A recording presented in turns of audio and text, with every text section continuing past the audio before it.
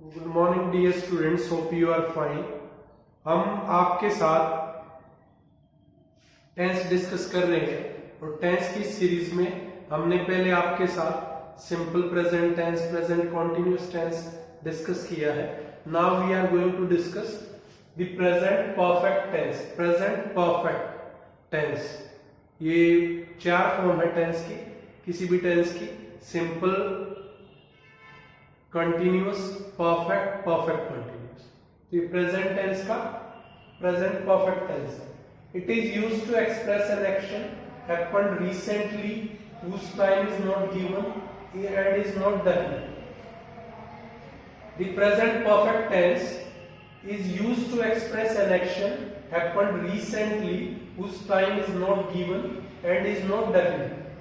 जो present perfect tense है वो ऐसे एक्शन को एक्सप्रेस करने के लिए यूज होता है जो अभी अभी हुआ है और जिसका टाइम नहीं दिया है और जो डेफिनेट भी नहीं है, फिक्स भी नहीं है। For example, he has read the story, the guests have left.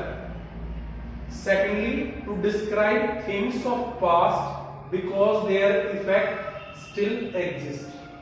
The present perfect tense is also used to describe things of past because their effect still exists. कि पास्ट की चीजों को डिस्क्राइब करने के लिए भी प्रेजेंट परफेक्ट टेंस का use होता है क्योंकि उनका प्रभाव अभी भी है।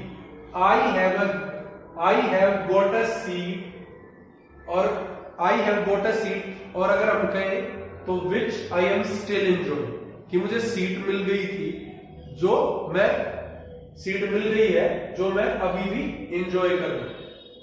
Third one is to connect things of past with present, कि पास्ट की चीजों को प्रेजेंट से कनेक्ट करने के लिए भी प्रेजेंट परफेक्ट टेंस का यूज होता है।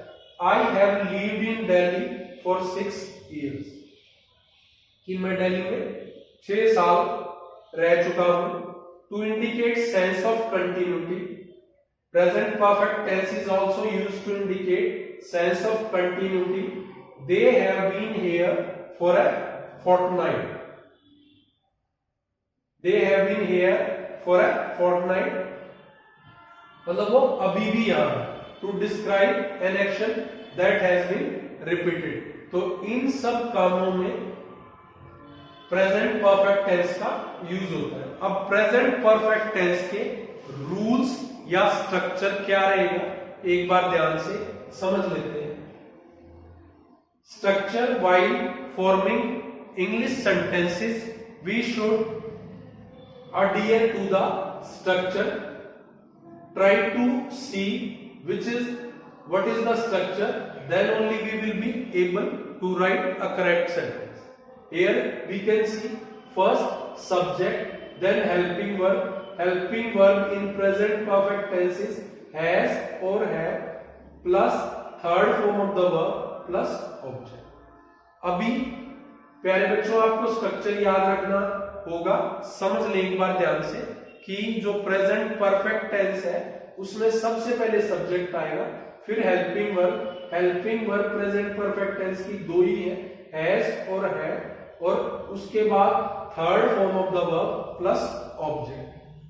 अब हैज किसके साथ लगेगा और हैव किसके साथ, ये एक बार समझ लेते हैं, बहुत आसान। फर्स्ट पर्सन सिंगुलर और प्लूरल, सेकंड पर्सन सिंगुलर और प्लूरल, थर्ड पर्सन प्लूरल, सबके साथ हेल्पिंग वर्ब हैव और वर्ब की थर्ड फॉर्म लगेगी। सिर्फ थर्ड पर्सन सिंगुलर के साथ हेल्पिंग वर्ब हैज और वर्ब की थर्ड फॉर्म लगेगी। तो प्यारे बच्चों ध्यान रहेगा, helping verb have plus verb की थर्ड फॉर्म सभी के साथ, first person singular and plural, second person singular and plural, third person केवल प्लूरल के साथ हैव और थर्ड फॉर्म लगेगी वर्ब की, और थर्ड पर्सन सिंगुलर के साथ हैज प्लस वर्ब की थर्ड फॉर्म लगेगी।